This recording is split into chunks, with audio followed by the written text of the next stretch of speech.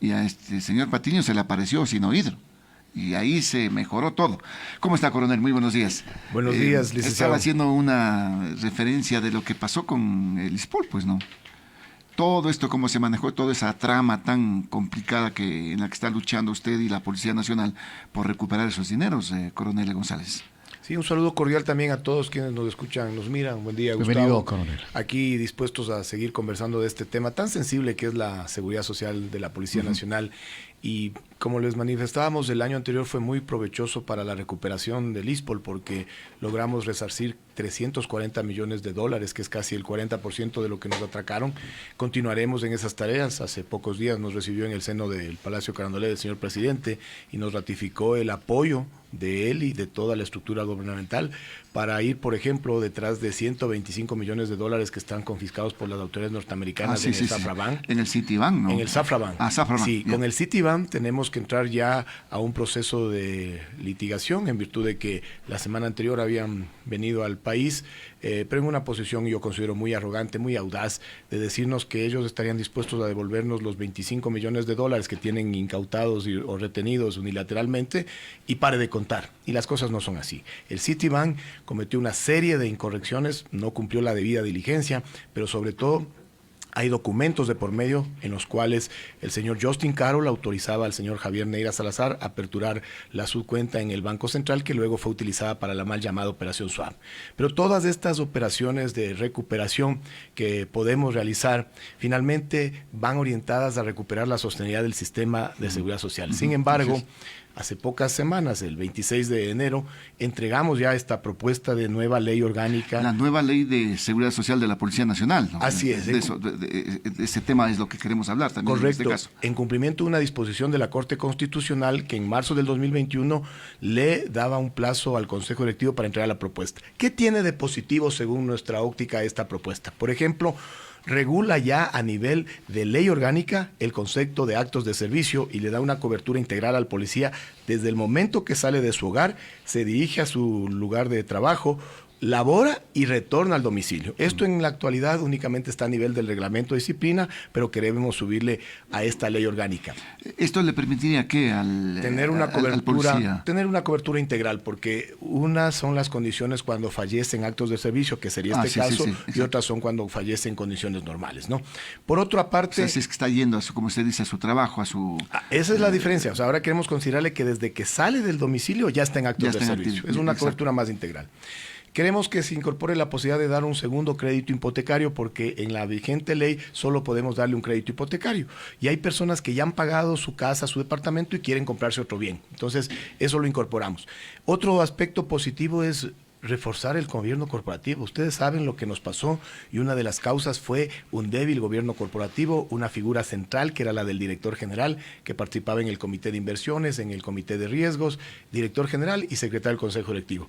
Lo queremos dejar solo de secretario del Consejo Directivo y director general. En la comisión de inversiones ya lo sacamos, en la actualidad yo ya no integro la comisión de inversiones, pero queremos que también el director general salga del comité de riesgos y ese lugar lo ocupe el subdirector general.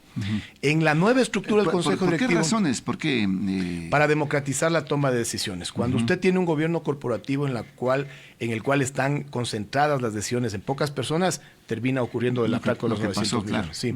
Por eso es que también en el Consejo Directivo se quiere aumentar la participación del personal técnico operativo o los más conocidos como tropa, ¿no? En este momento existen solo 2 representantes del servicio pasivo que provienen de las clases policías o técnico operativos. Se quiere ahora incorporar un representante del servicio activo que venga de los técnicos operativos y también un representante de los directivos o de los oficiales. Pero además la figura de un vocal externo. Mire, ya nos encantaría tener en el seno del Consejo Directivo como un vocal más a un Augusto de la Torre, un Marco Antonio Proaño Maya, que son expertos en seguridad social y que nos contribuyan con su experiencia, con sus conocimientos al debate y a la toma de decisiones. Bueno, el doctor Proaño, sí, pues, es una eminencia. Marco Antonio Proaño Maya. Una trayectoria de varios años. Él sí. es digamos, palabra mayor en el tema, un luchador, sinceramente, en el ámbito de la seguridad social. No sé, con el debido respeto, no sé, del otro economista que también es amigo. Doctor Augusto Latorre. Claro, no, pero él tiene una visión más privatizadora. No, sí, pero yo tengo un muy concepto de él. Yo vi una charla que dio justo con el Banco Interamericano de Desarrollo hablando de el envejecimiento en las Américas, y ahí se ve toda esta realidad de los sistemas de seguridad social. Queremos también incorporar aquí la posibilidad de contratar a una auditoría externa. Mire que cuando nos hicimos cargo, quisimos contratar a una empresa del tamaño o del prestigio de Deloitte & Touche o de Ernst & Young, y no lo podemos hacer. La actual ley no nos permite sino únicamente que nos audite la Contraloría General del Estado. En esta propuesta planteamos la posibilidad de que sí se pueda contratar una auditoría eso podría externa. darle alertas inmediatas. Pues, Claro, ¿no? independientemente de la labor que desarrolle la Super de Contraloría. Bancos y la Contraloría, claro. tener la posibilidad de que esporádicamente contratemos a una auditoría externa y crear dentro de la estructura del ISPOL el comité de fiscalización y también el verdadero departamento de auditoría interna, porque en este momento la auditoría que tenemos es únicamente la de la Contraloría General del Estado. Finalmente, otros avances consideramos en derechos. Cuando se declara un estado de excepción, un estado de emergencia o una grave catástrofe o inclusive uno de conmoción nacional, si un policía fallece en actos de servicio en esas circunstancias, tiene la cobertura normal del conglomerado policial, ¿no es cierto? Aquí nosotros planteamos que cuando existe un fallecimiento de actos de servicio en estas condiciones especiales, sea el Estado el que asuma el pago completo de esta prestación, tanto en el seguro de vida como en las pensiones de viudedad o de orfandad. ¿Por qué? Porque queremos darle una especie de una cobertura adicional. ¿A qué nos referimos? Cuando el policía fallece, es verdad que el Estado aporta con el 60% de la pensión, pero es el conglomerado policial el que tiene que solventar el resto de las pensiones. En estos aspectos muy particulares que se dan y que lastimosamente en los próximos años van a ser la tónica por los niveles de violencia en que se vive, hemos considerado oportuno plantear la posibilidad de que en esos casos especiales, como en octubre del 2019 o como en junio del 2022, los policías que fallezcan en acto de servicio en esas circunstancias, las pensiones provengan de un aporte extraordinario del Estado. Hay un avance que consideramos... A más de lo que recibirían del ISPOL, digamos. No. El pago de esas pensiones es un solo pago, ya. Pero la diferencia es que la fuente de financiamiento ya no sería el ISPOL, sino el Estado con unos pagos particulares para estos casos. En el momento actual, las pensiones solamente pueden ser revisadas cuando hay un incremento en el sueldo del personal en servicio activo. Aquí planteamos de que cada 2 años se realicen estudios actuariales, que eso es lo técnico, ¿no? Tener un estudio actuarial... Tiene que tener estudios actuariales. Que exactamente, que ese no te El gran problema que tiene la seguridad social en el país es eso. No tiene estudios actuariales. Se hacen, hay uno de la OIT, me parece, de la seguridad social, en donde se denota la situación crítica en la que está la seguridad social. Y eso tienen que tenerlo, pues, y qué bueno que piensen en ese tema. Sí, y la intención es que cada 2 años, y quiero puntualizar, se puedan revisar las pensiones. No necesariamente va a haber incremento, pero se puede revisar. Si el estudio actuarial, por decirle, determina que haya un incremento del 2, del 3%, se lo hará, ¿no? Pero en este momento no existe esa posibilidad y por eso queremos incluirle. Y además de esto, hay acciones que se tienen que tomar. Una de las quejas recurrentes que con ustedes mismos hemos conversado es el tema de salud. ¿Por qué? Porque existen 4 cabezas en el subsistema de salud policial. El ISPOL, que recibe los aportes y paga por las atenciones, los 2 hospitales que tienen una administración independiente y la Dirección Nacional de Administración Integral de Salud, que regenta los centros médicos. Aquí creamos, en esta propuesta de ley, una junta coordinadora del subsistema de salud policial para que estemos toda bajo los mismos lineamientos, bajo los mismos preceptos y podamos darle un mejor servicio.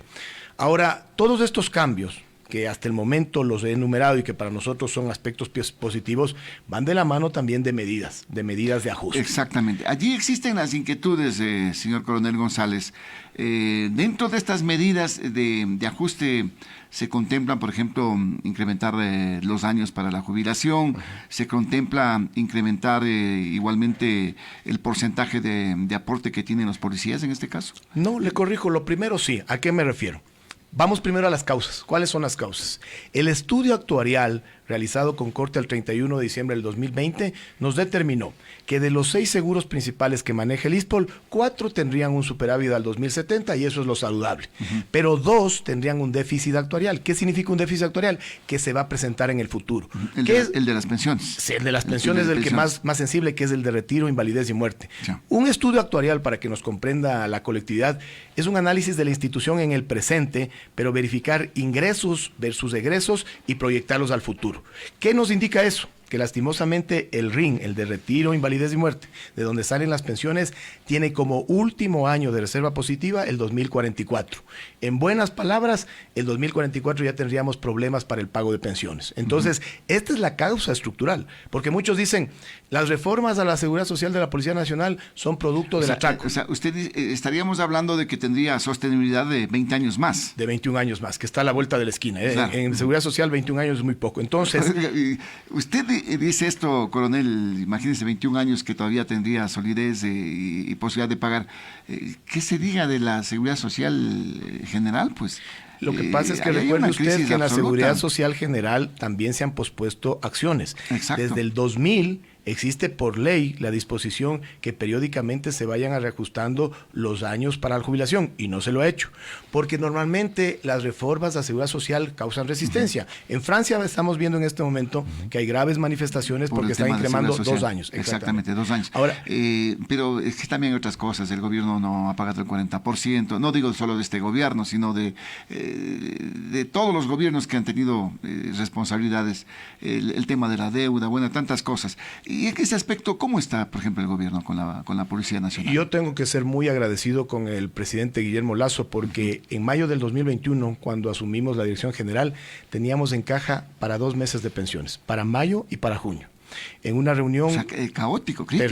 Terrible. Por eso es que hace 2 años no asomaban esa serie de luchadores sociales policiales que ahora sí quieren hacerse cargo del ISPOL. Cuando ven que hemos recuperado liquidez, cuando ven que estamos otorgando $360 millones en créditos, ahora sí asoman un montón de expertos que quieren hacerse cargo del ISPOL. Pero le decía yo que en julio del 2021 nos recibió en una reunión el presidente de la República y en nuestra presencia le dispuso al ministro Cueva que nos dé prioridad para el traslado de los aportes patronales y personales. Eso nos permitió recuperar liquidez y por eso es que el año pasado ya logramos reabrir los créditos. En actualidad, nosotros somos el instituto con el cual el Estado está menos atrasado. ¿A qué me refiero?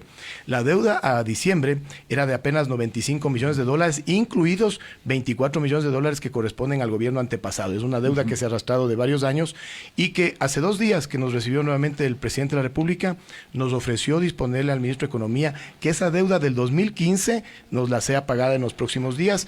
Tal vez se nos dé bonos. Oiga, ¿se acuerda que usted decía ¿y por qué no hacer un hospital con esa deuda? Ese es otro de los aspectos positivos. Verá, nosotros ya hemos planteado al mandatario, quedó en analizar la posibilidad de construcción de 3 hospitales, porque cuando ingresan 30,000 policías, vienen 120,000 personas. Ya se necesita nosotros ya tenemos sanitaria. la claridad que se requiere por lo menos 2 hospitales básicos, uno en el sur del país, otro entre Manabí y Santo Domingo y el nuevo hospital de especialidades en el sur de Quito. Así que nos ofreció el presidente analizar la posibilidad, esperemos que en las próximas semanas pueda ya existir un anuncio concreto al respecto. Pero de esos 25 millones, pues. No solo eso, en el año 2010 y 2011 nos retiraron en el gobierno de esa época $52 millones de la Dirección Salud, que eran recursos del ISPOL. Entonces, sería una buena oportunidad que se nos devuelvan esos recursos en obras, en unos 2 hospitales básicos y en un nuevo hospital de especialidades. Pero está claro que tienen que hay ese pendiente de estos 52 millones. Sí, claro. En la Dirección de Salud tienen los registros de ese retiro, que además es una práctica común. Recuerde usted, cuando se acabe el año, el Ministerio de Economía y Finanzas realiza un barrido de todas las cuentas fiscales. Sí. El problema es que no cayeron en cuenta que esos recursos no eran de la Dirección de Salud, sino que eran recursos de la Seguridad Social Policial entregados a la Dirección de Salud, pero para beneficio de sus asegurados. Y le decía yo que las medidas que hay que tomar, las que son necesarias, son 2. Usted lo dijo la una, el moverle el retiro voluntario de 20 a 25 años. El promedio en la actualidad de retiro es de 26 años. Es decir, que esta medida inclusive está por bajo del promedio. Ya.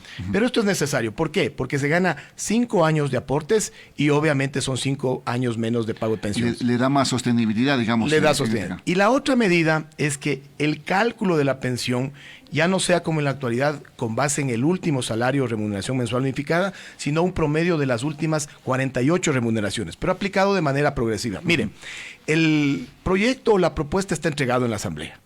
La Corte Constitucional le dispuso un plazo de 1 año, pero seguro que les va a tomar por lo menos 2.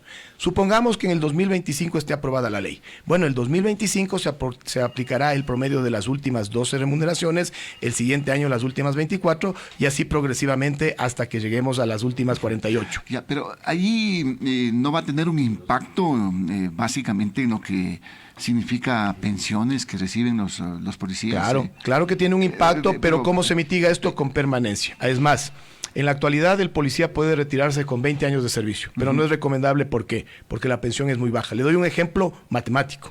Un sargento primero que puede retirarse con 20 años, en promedio gana $1,500 en servicio activo. Eso hay que multiplicarle por un techo de pensión que es el factor de cálculo que es del 0,85%.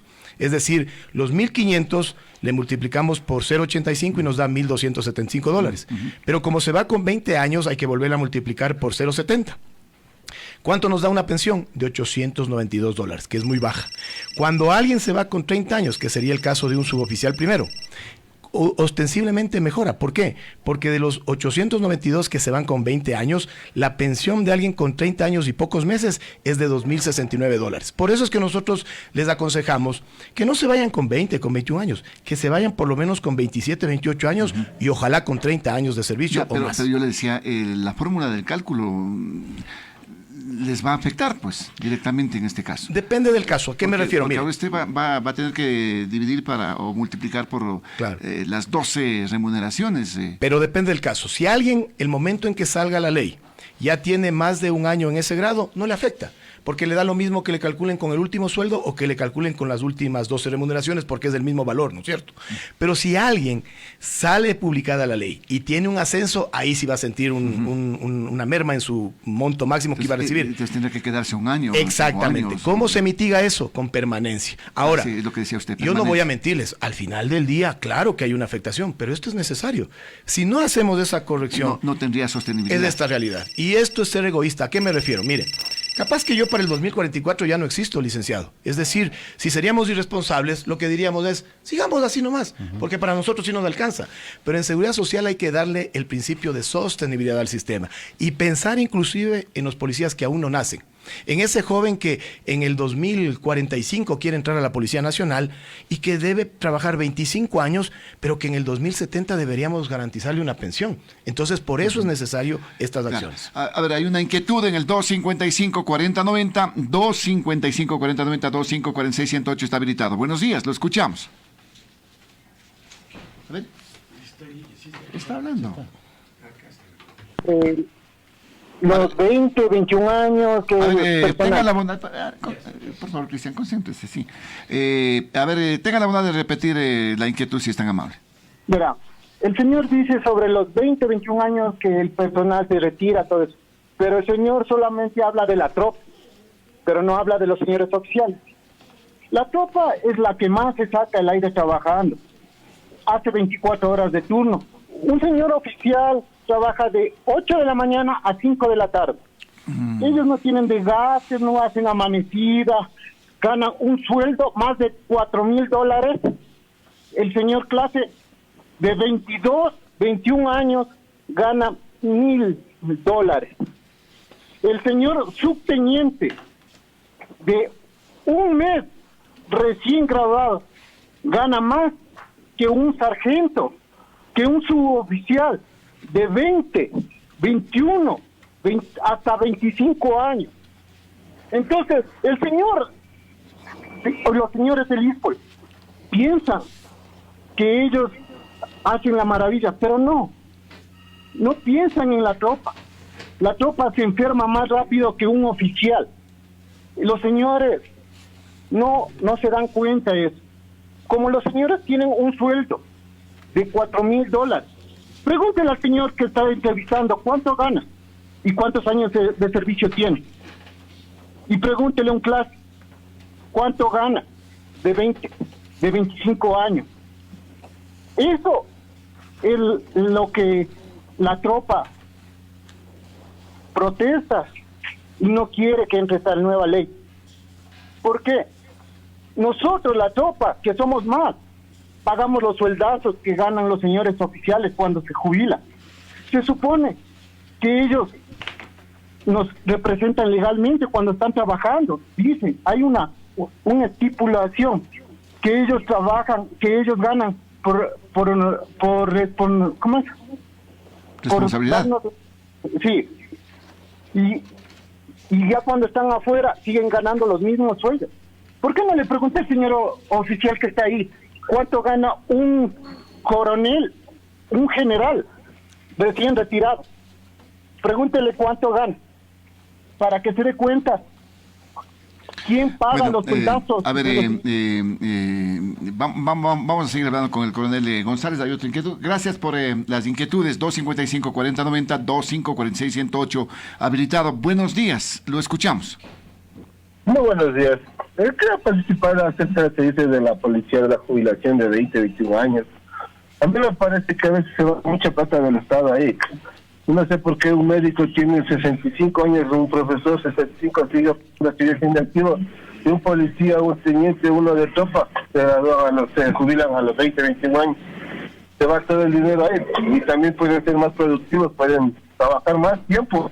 Los policías, igual un médico hace 24 horas, trabaja, opera, todo eso, y a mí no me parece, como pueblo, no me parece que toda la plata se vaya en policías y militares, todo el gasto del Estado. Es que hay que hacer algunas aclaraciones, el aporte de los policías en este caso es superior al aporte que se hace comúnmente como nosotros, como en la seguridad social. Los policías prácticamente aportan casi el doble de lo que se aporta en este caso, y no es plata del Estado, es plata de los policías. Plata que ellos están aportando, que lo hacen, porque es diferente la seguridad social de la Policía Nacional y de las Fuerzas Armadas. Otra inquietud, 255-4090, 2546-108, habilitado. Buenos días, lo escuchamos. Gracias, buenos días.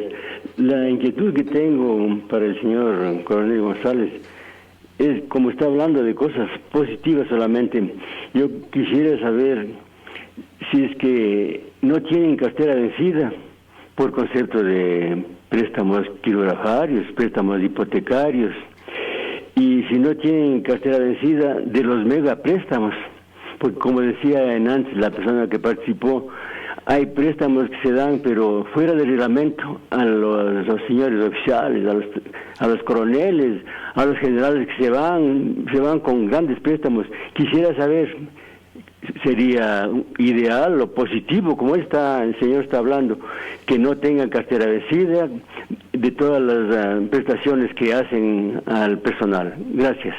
Muy bien, gracias. A ver, coronel González, tenga la bondad. Empiezo por esta última. El préstamo al que el señor se refiere es el préstamo de mayor cuantía, que está suspendido desde hace 3 años. Ese préstamo no es que han recibido únicamente coroneles y generales, es parte de estas campañas de desinformación y manipulación. Ese préstamo lo han recibido alrededor de 1.200 personas, de las cuales 300 son oficiales y 900 son clases y policías. La información no se la puede divulgar por el sigilo que corresponde al Poder Crediticio, pero sin embargo, aquí hay una clara diferencia. No es que ha sido algo específico solo para oficiales en el grado de coroneles y generales. No, hay de todo. Hay capitanes, hay tenientes y también hay sargentos, hay suboficiales mayores. Así que, en verdad, la realidad es otra. Punto 1. Punto 2, claro que hay cartera vencida, pero por suerte la cartera vencida de los diferentes préstamos, de los créditos hipotecarios y de los quirografarios en el ISPOL, son menores inclusive al promedio que tiene la banca. No nos supera, fluctúan, ¿no? Pero no nos supera mes a mes el 2%.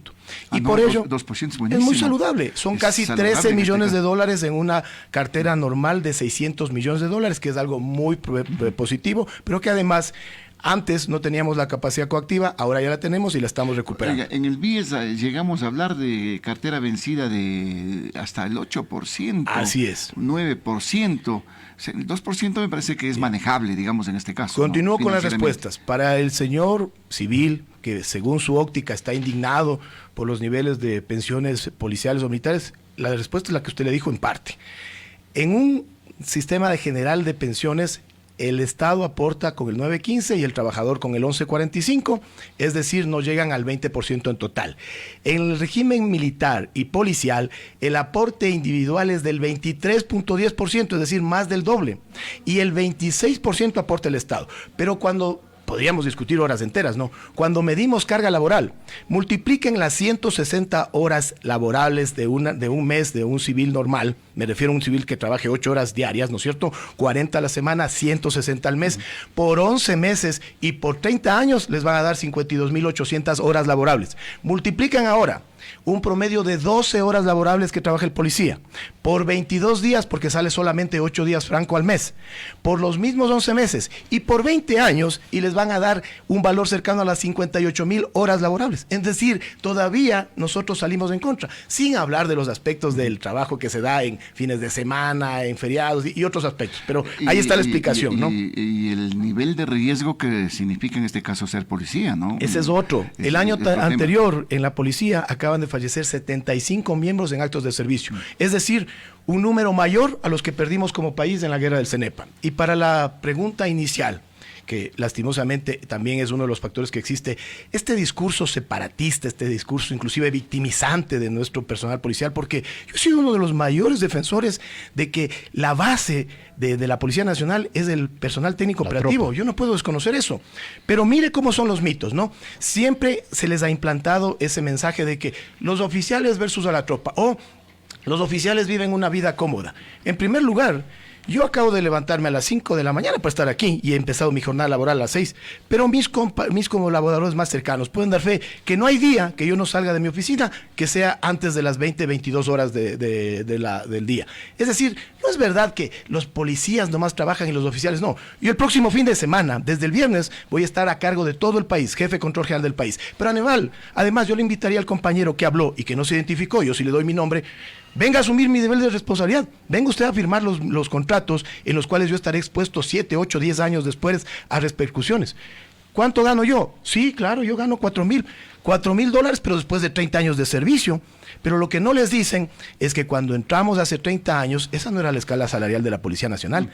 Cuando yo ingresé hace 30 años, yo tomé una decisión de vida. Yo tenía 3 tíos, 2 que eran clases y policías y 1 que fue oficial. Bueno, yo me decidí. Tranquilamente podía haber ingresado también a un centro de formación. No solo eso, hay muchos clases y policías que sus hijos ahora son oficiales. ¿Qué pecado han cometido esos muchachos? Me decía que le pregunte la escala salarial de un general o la pensión de un general. Le voy a dar el dato. El promedio de un general inspector de aporte de sueldo es de $5,291. Lo que no dice el compañero es que el promedio del aporte de ese general es de $675 para la pensión. Aporta más. Aporta más. Pues, Aporta cuando más. hablamos de pensiones tenemos que hablar de aportes. Aquí tengo yo una tabla que le facilito para que verifique usted, licenciado. El nivel de aporte del personal en comparación con el nivel de aporte de los oficiales tiene una proporción de 6.6 en cuanto a lo que aportaron y lo que reciben en pensión. ¿A qué me refiero? Yo no tendría ningún problema en comparar esta tabla, la hemos hecho pública, la hemos presentado, pero mire ese discurso sectario, ese discurso inclusive victimizante, ese discurso que lo tratan de posicionar de que solo la tropa trabaja. No es verdad. Aquí hay oficiales y también hay clases de policías muy dignos, muy preparados en todo, como en todo lado, pero aquí la institución policial, esas fueron las condiciones que no hay de ahora, desde hace 85 años. Desde hace 85 años la policía ha tenido una jerarquía, pero en todo lado también tenemos jerarquías. Un médico y también hay unas enfermeras. Un arquitecto y también tenemos unos obreros. O un ejecutivo y tenemos los trabajadores. Oiga, estoy mirando, por ejemplo, a propósito de los operativos.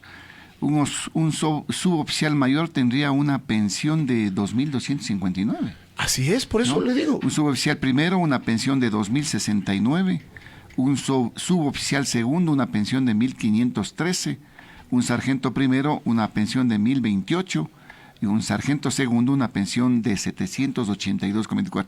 Aquí todo depende del tiempo que permanezca. Así es. Y finalmente, si es que llega a suboficial mayor, vea, 2.250. Por eso nosotros les propendemos a que se queden. Pero finalmente, cuando nos hablan de estas diferencias sustanciales entre la tropa y los oficiales, aquí tengo yo la escala salarial de Colombia y de Chile.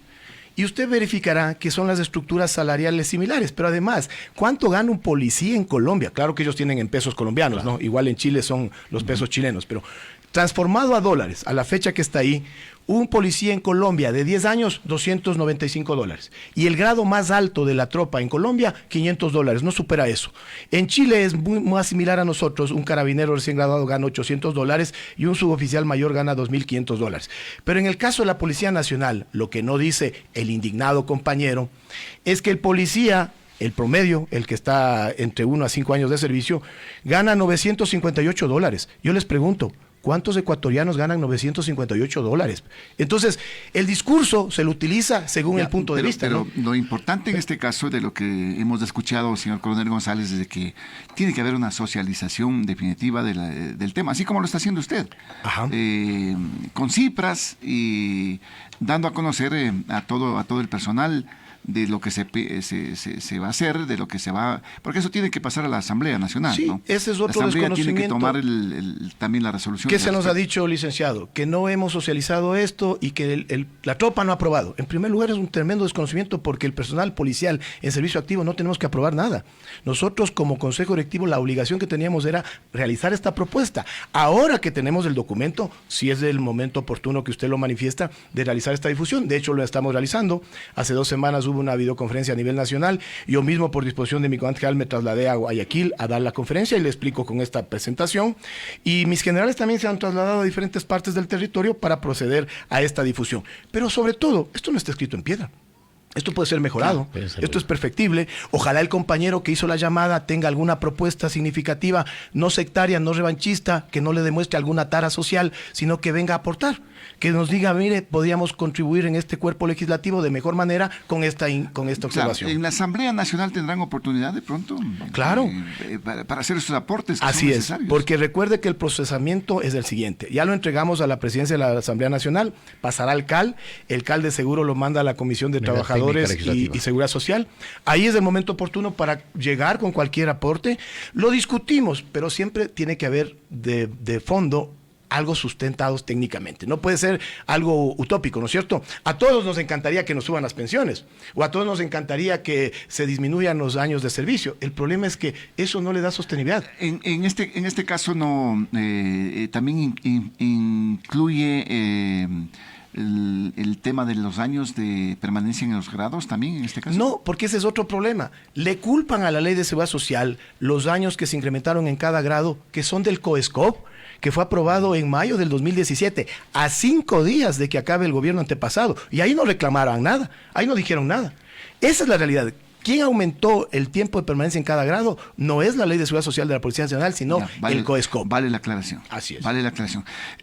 Seguiremos conversando. Es un tema muy interesante, muy importante que se lo vaya dilucidando y lógicamente que esto sea, sin lugar a dudas, pues en beneficio socializado y en beneficio de la Policía Nacional, que es una institución tan importante en nuestro país. Coronel, muchísimas gracias. Con el mayor de los agradados, licenciado Gustavo, y un saludo cordial a todos los ecuatorianos, sobre todo a esos policías que están trabajando en la calle y que la verdad es gente muy esforzada. El personal policial, el técnico operativo, nuestra tropa, nuestra querida tropa, es de la gente más esforzada que existe en este país. Gracias al señor Coronel Renato González, director general del ISPOL, aquí a través de Radio Noticias La Poderosa. En breve conversamos con el doctor Francisco Vergara, presidente de Ecuador Industrial, presidente de la Cámara de la Pequeña y Mediana Empresa, a propósito de estos anuncios de paralizaciones, de paro.